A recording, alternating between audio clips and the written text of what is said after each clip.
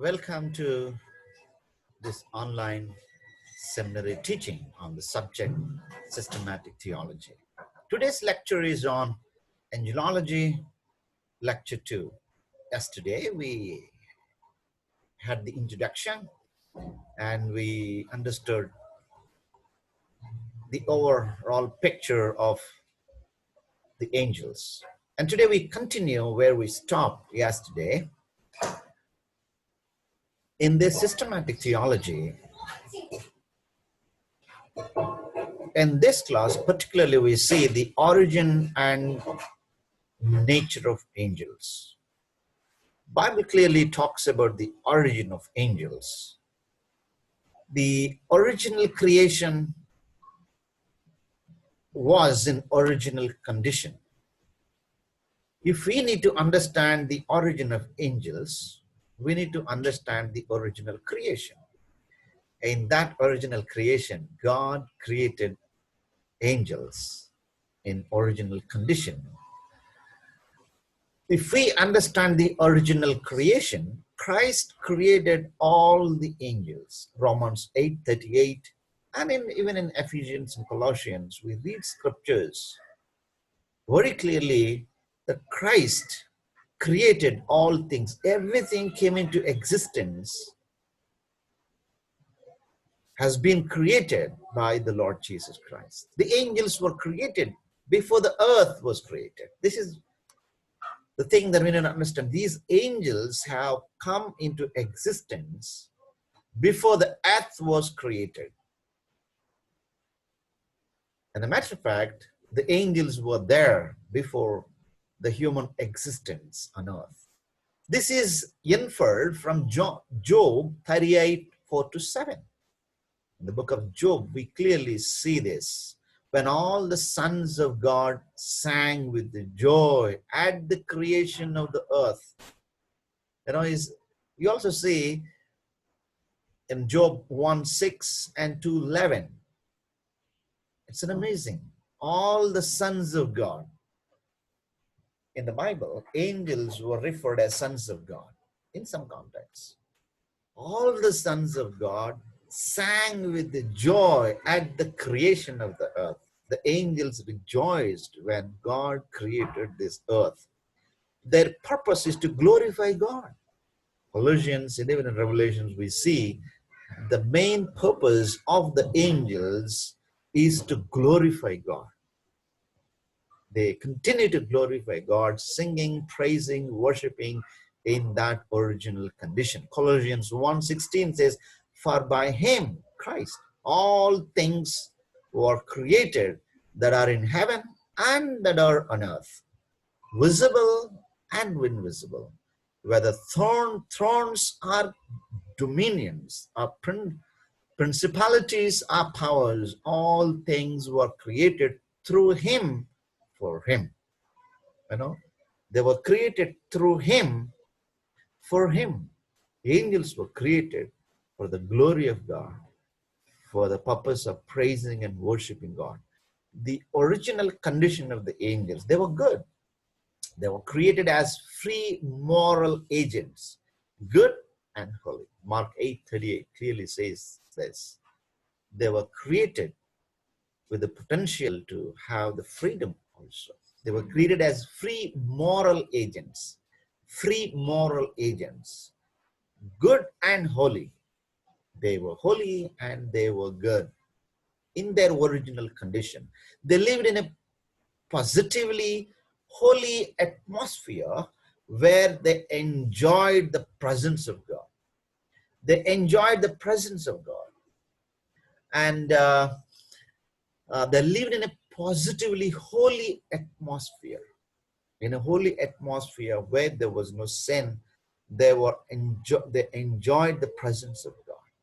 They lived in the heavenly environment. Angels lived in the heavenly environment with God, praising, worshiping, and thanking, and all the time they had a great time in the heaven. This was their original condition. Let's continue the teaching. They had great privileges in what they dwelt with God, and were sons of God in the sense that they were direct creations of God. They were direct creations of God, and they were addressed as sons of God. They have certain limitations in space, power, authority, intellect, and holiness. Yet, they are incredible in their abilities. These angels are incredible in their abilities because they have acquired that ability from the Almighty God. They were responsible to God as creatures, answering to the Creator. Of course, they were responsible. They had their own limitations. They were having the abilities, and they are amazing. The nature of angels. Let's continue.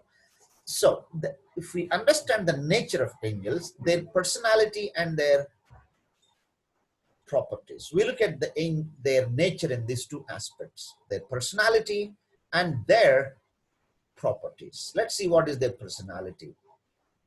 Their personality is, if we understand their intelligence, they have the intelligence, emotions, and will. You know, these angels have the intelligence, emotions, and will. Look at the Bible. Luke's Gospel, chapter 1, 13 to 16. If we read, they had knowledge of man's prayers and future events among men as revealed by God. They had the knowledge of man's prayers and future events among men as revealed by God, because they are not omniscient, but God reveals them some of the future things. They have limited knowledge of God's plan for the world as informed by God. Of course, they had a supernatural wisdom and the knowledge, but that is limited because God is the sovereign and powerful. They are created lower than the heavenly realms, and in that context, their knowledge is limited. They are intelligible enough to carry out God's will and God's wise and great tasks.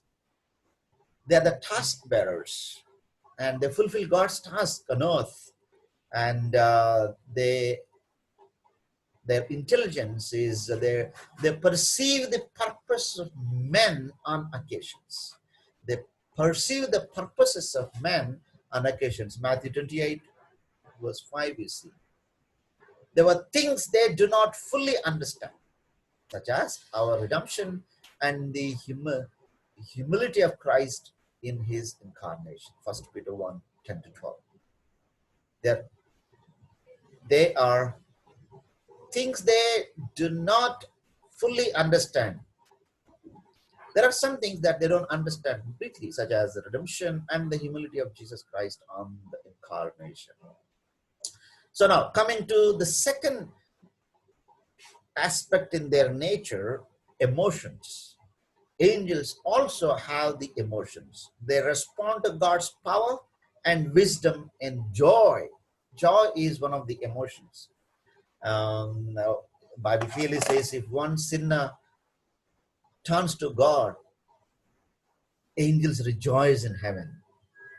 They respond to God's power and wisdom and joy. They worship God with a deep sense of awe and humble reverence. We see it in Isaiah chapter 6 verse 3.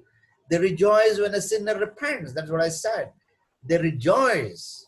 So you see the joy and rejoicement and worship, all these part of emotions. They had all these good emotions. Luke 15:10 says, likewise, I say to you, there is joy in the presence of the angels of God over one sinner who repents. If one sinner repents, there is joy in the presence of the angels of God. What an amazing. They celebrate. And coming to the third aspect of their nature, will. God appeals to their wills by commanding them to worship Christ. Lucifer and the other angels willfully rebelled against God, while other angels decided to serve God, typologically taught in Isaiah 14, and we see in Revelation 12:4. The angels have the decision-making power, they have the will. The Lucifer and his own some of his assistants voluntarily choose to rebel against God, while others submitted and continued in heavenly environment. So therefore, angels have will in their personality, their properties. We have seen their personalities, and now number two, we are seeing their properties, spirit beings, and their special appearance and spiritual wings. We see in the properties three things: spiritual, spirit beings, special appearance, and spiritual wings. Let's continue. Spirit beings. Let's understand what kind of spirit beings are there. Scripture does not directly attribute bodies to angels. We're not sure whether they have a literal body like us, but sometimes they appear with the body. Some hold that they have bodies made of refined matter or material different from humans. Others say a spiritual body. We see angels appearing with a body. And the men of God have seen in the Old Testament, even in the New Testament, angels appear to people. They have seen. Particularly in the Old Testament, people have seen angels with the body. So what kind of body they are having, we are not sure. But some say material, their body has a different material than what we have. But others say a spiritual body that doesn't have a flesh and blood, and we don't know exactly what kind of body they had. But they are sometimes described as men. A masculine pronoun is used to them in Mark 16:5-6. When they appear, they generally take the form of a man. Quite interesting. As a small boy, grew up in the villages, most of the times I heard these demons, and some people said they have seen the angels in a feminine form. But Bible clearly says when they appear, they generally take the form of a man. Genesis 18, and even in Daniel we see their lifespan is not subject to death, whereas our lifespan on earth is subject to death, but their lifespan is not subject to death. They were created by God and they live. And their special appearance, how they look like, they are normally invisible. Normally they are invisible. They are visible now and then when there is a significant purpose and plan, but can appear according to the will of God. They are visible, but they can appear as per the will of God. To Joseph in a dream, angels appeared in the dream. To Isaiah in a vision. To Elijah and his servant um, physically. So sometimes these angels appear in the dreams, and sometimes in vision, and sometimes literally they appear to several people. There are several instances in the Bible. So they caused mental and emotional agitation to Mary, because when the angel appeared to Mary, the mother of Jesus, before she was conceived, she was frightened. So that tells us the appearance maybe in a different form that gives a frightening environment. They caused mental and physical weakness to the Roman guards who saw the stone from Christ's tomb being rolled away. So they have a special appearance. Behold, there was a great earthquake, for an angel of the Lord descended from heaven and came and rolled back the stone from the door and sat on it. His countenance was like lightning, and his clothing as white as snow. And the guards shook for fear on him and became like dead men. When they saw the appearance of the angels, they became like dead men, because such a glorious appearance frightened them. So these angels have a special appearance. You know, that appearance really frightens sometimes. Number two, three, spiritual wings. What kind of wings they have? The seraphim are described as having 6 wings. Isaiah 6, verse 2 and verse 6 we read. The cherubim had 4 wings. Seraphim had 6 wings, and cherubim have 4 wings. Gabriel was caused to fly swiftly to Daniel. The apostle John saw the angel of judgment fly in the midst of heaven. We read it in Revelation. So they have spiritual wings. What do you enjoy? What angels do not enjoy? There are some things angels do not fully understand, such as our redemption and the humanity of Christ in his incarnation. Already I have said this. Something they do not understand.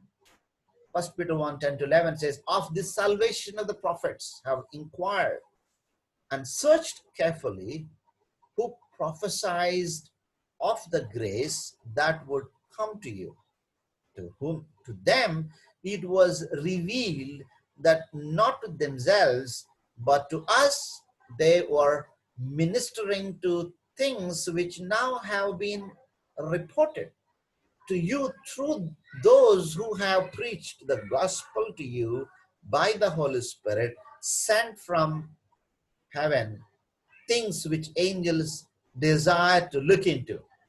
Things which angels desire to look into. This help us to understand that they have limitation, and they are also trying to look at the future to understand. Angels do not know what it is like to be born again. They have not experienced redemption, because the fallen angels never repent and come back. And the angels who are obedient and serving the Lord, they haven't fallen in sin, and they don't know what is sin, and they don't have an experience of redemption and the born again. Only the human beings have this experience. So the next lesson is on how and when did Satan fall. Keep on watching. Don't miss the series of Angelology. We continue. This is a 9-lecture series. This is the second lecture we completed. Keep on watching and contact me if you have any doubts. May God bless you. Have a blessed day. Let me pray before you go. Father, I just thank you for this wonderful day. Lord Jesus, thank you for my friends who are watching today.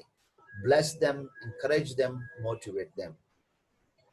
Lord, you have created angels before the creation, and they are there to assist us, help us sometimes.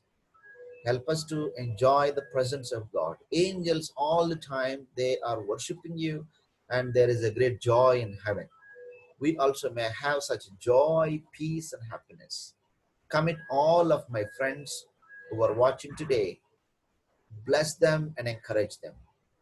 I rebuke every power of the darkness, and I pronounce your peace and your grace upon them. Thank you, Lord Jesus. In Jesus' precious name, I pray. Amen. Thank you, friends.